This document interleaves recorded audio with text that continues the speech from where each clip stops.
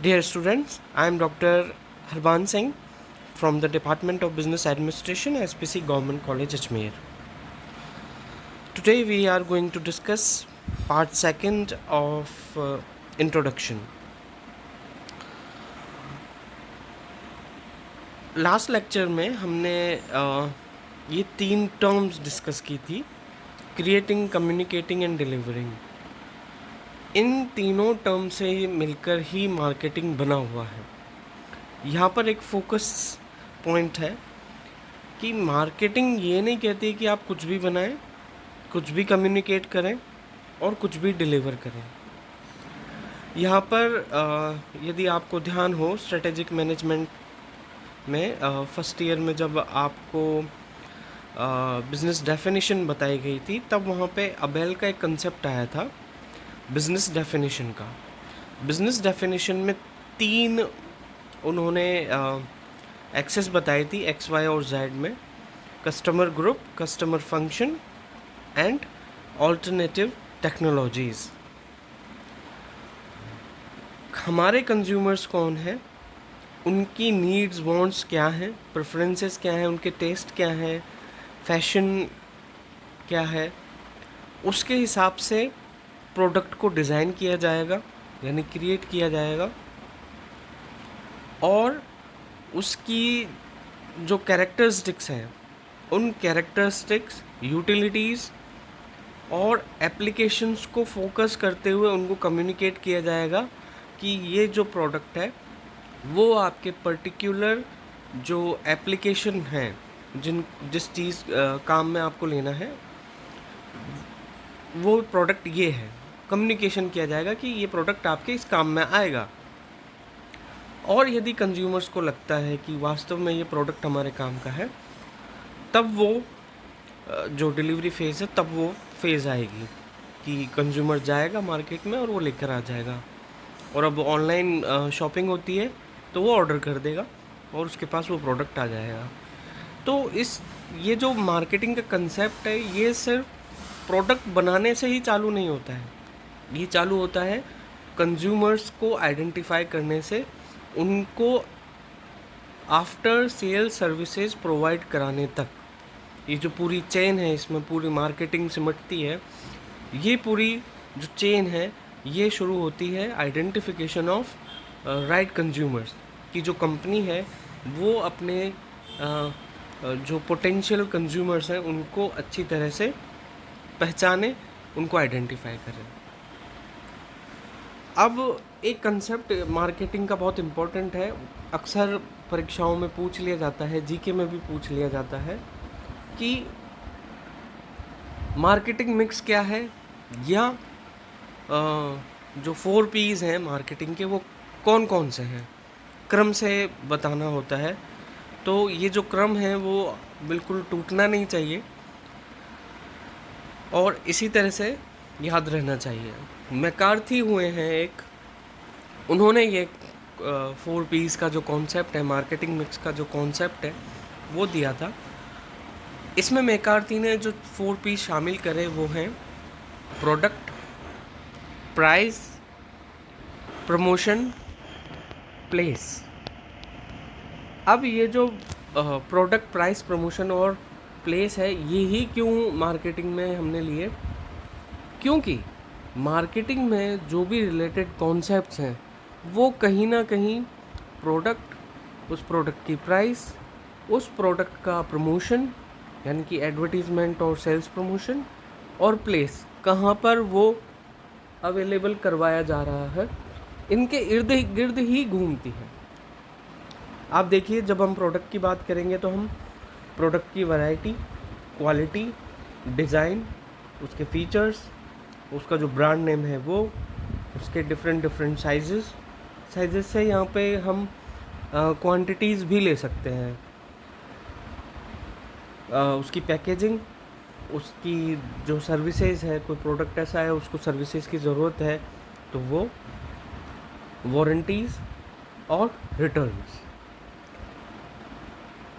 अगर हम प्राइस को देखें तो उसकी लिस्ट प्राइस कितनी है, डिस्काउंट कितना दिया जा रहा है, अगर कोई अलाउंसेस दिए जा रहे हैं तो वो, पेमेंट पीरियड अगर वो ईएमआई पर है तो, और अगर वो ईएमआई पर है तो उसकी क्या क्रेडिट टर्म्स हैं।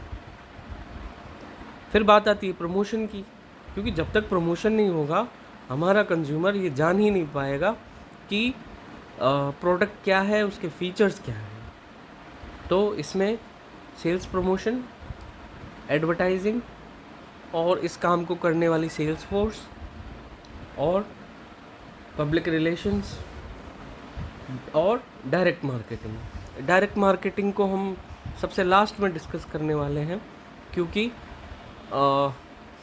अब ऑनलाइन प्लेटफॉर्म्स हैं, कंपनी खुद को रजिस्टर करती है बजाय रिटेलर्स के, और खुद ही वो जो भी गुड्स एंड सर्विसेज हैं वो डायरेक्टली कंज्यूमर को पास ऑन करते हैं। इससे जो कॉस्टिंग है वो बिल्कुल कम हो जाती है। और सबसे लास्ट में आता है प्लेस। प्लेस में चैनल्स ऑफ डिस्ट्रीब्यूशन क्या है, वो जो कंपनी है कितने जोग्राफिक एरिया को कवर करती है, उसकी कवरेज क्या है, उसकी आउटरीच क्या है, असॉर्टमेंट क्या है, लोकेशंस क्या है, कितनी इन्वेंट्री होनी चाहिए, ईओक्यू का कंसेप्ट आपने पढ़ा ही होगा, ट्रांसपोर्टेशन किस तरह का होना चाहिए, उसमें कितना समय लगेगा, ट्रांसपोर्टेशन की कॉस्ट कितनी होगी, क्योंकि कॉस्टिंग के हिसाब से ट्रांसपोर्टेशन कॉस्ट बहुत इम्पोर्टेंट होती है। तो ये एक ओवरव्यू था मार्केटिंग मिक्स का, या कह लीजिए कि 4 पीस ऑफ मार्केटिंग का। अब हम डिस्कस करते हैं different concepts of marketing. Marketing ज़्यादा पुराना डिसिप्लिन नहीं है, लेकिन हो ये आदिकाल से रही है। किसी को पता है कि हमारे गांव में एक किसान है जो अनाज को स्टोर करता है, तो वो वहाँ से जाके अनाज ले आता है। और किसी को पता है कि वहाँ पर मिट्टी के बर्तन मिल जाएंगे, तो पुराने ज़माने में वो ले आते थे। ये था production concept, irrelevant of market forces. जो सेलर है या जो प्रोड्यूसर है वो अपना जो प्रोडक्शन करता है वो उसको ओपन मार्केट में रखता है, और उस ओपन मार्केट में जिसको भी ज़रूरत होती है वो प्रोडक्ट ले लेता है। तो ये बहुत पुराना कॉन्सेप्ट है, बहुत आदिकाल से ये चला आ रहा है, और बहुत कम प्रोडक्ट अब ऐसे बचे हैं जो इस तरह की कैटेगरी में फॉल होते हैं। जो लोकल मैन्युफैक्चरर्स हैं, कहीं पे कोई चीज़ बहुतायत में मिलती है और उसको वो प्रोड्यूस करके बेचते हैं, तो वो बात अलग है। अदरवाइज़ ये जो प्रोडक्शन कॉन्सेप्ट है इसको यूजुअली हम काम में नहीं लेते हैं। देन आता है प्रोडक्ट कंसेप्ट। प्रोडक्ट कंसेप्ट में ये है कि कोई पर्टिकुलर जो प्रोड्यूसर है वो पर्टिकुलर प्रोडक्ट बनाता है, और वो कंज्यूमर को अट्रैक्ट करता है कि वो उसका जो प्रोडक्ट है वो ख़रीदे। क्यों ख़रीदे? क्योंकि वो स्पेसिफिक है क्वालिटी में, परफॉर्मेंस में, या फिर कह लीजिए कोई इनोवेटिव फीचर उसमें है। हम देखते हैं कि कोई जोग्राफिक एरिया होता है, वहाँ पर वो प्रोडक्ट बनाया जाता है क्योंकि उसके फीचर्स अच्छे होते हैं। अगर उस प्रोडक्ट को कहीं और बनाया जाएगा तो वो फीचर्स उसमें नहीं आ पाएंगे। यूजुअली कई लोकल प्रोडक्ट्स ऐसे होते हैं जो उस पर्टिकुलर एरिया में ही अच्छा मिलता है, अदरवाइज नहीं मिलता है। नेक्स्ट आता है the selling concept. Selling concept में whatever the producer produces, he tries to sell out this product. वो जो भी जो करेगा, प्रोड्यूस करेगा, उसको वो सेल करने की कोशिश करेगा। जो भी है उसमें वो चाहे फिक्टिशियस फीचर्स ऐड कर देगा, या लेकिन वो फोकस करेगा उस पर्टिकुलर प्रोडक्ट के सेलिंग पर। उसको क्वालिटी और परफॉर्मेंस पे वो बिल्कुल ध्यान नहीं देता है, और वो प्रोडक्ट को सेल करने की कोशिश करता है। अब क्योंकि स्पेशली आफ्टर इंडस्ट्रियल रेवोल्यूशन चीज़ें बहुत चेंज हुई, और हमने लास्ट लेक्चर में जिस तरह से डिस्कस किया था कि जो इंफॉर्मेशन बर्डन है वो भी इंक्रीज़ हुआ है। तो इसके बाद आया मार्केटिंग कॉन्सेप्ट। मार्केटिंग कॉन्सेप्ट में ये कहा गया कि आप अपने कंज्यूमर्स को पहचानें, उनको जो ज़रूरत है वो उनको दें। इसको डिस्कस हम डिटेल में करेंगे, लेकिन इसके बाद वाले जो दो कॉन्सेप्ट है, कस्टमर कंसेप्ट और social marketing concept. Social marketing बिल्कुल कटिंग एज है इन दिनों, इसका प्रचलन बहुत ज़्यादा है। आप फेसबुक, ट्विटर या और भी जो भी सोशल साइट्स हैं उन पर डिफरेंट डिफरेंट प्रोडक्ट्स के ऐड देखते होंगे। That is the part of social marketing concept. Customer जो कॉन्सेप्ट है उसमें जो कस्टमर है या जो कंज्यूमर है उसको फोकस किया जाता है कि उसको किस तरह का प्रोडक्ट चाहिए। और जो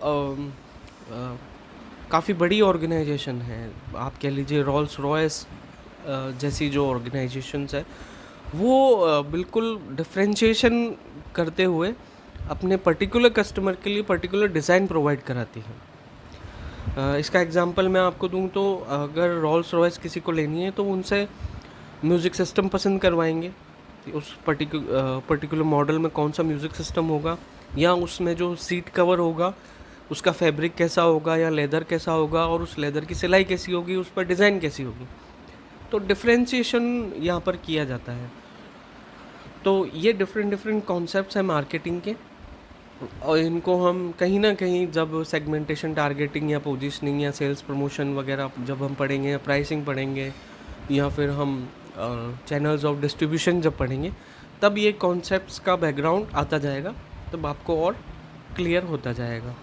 तो नेक्स्ट पार्ट में हम अब डिस्कस करेंगे कि जो मार्केटिंग है वो जो अपकमिंग डेज़ हैं उनमें कैसे रहेगी और उसका बेस क्या है। क्योंकि अभी पेंडेमिक है, और पेंडेमिक में जो लोग हैं वो उनको वैरायटी तो चाहिए, लेकिन they are not ready to go in open market.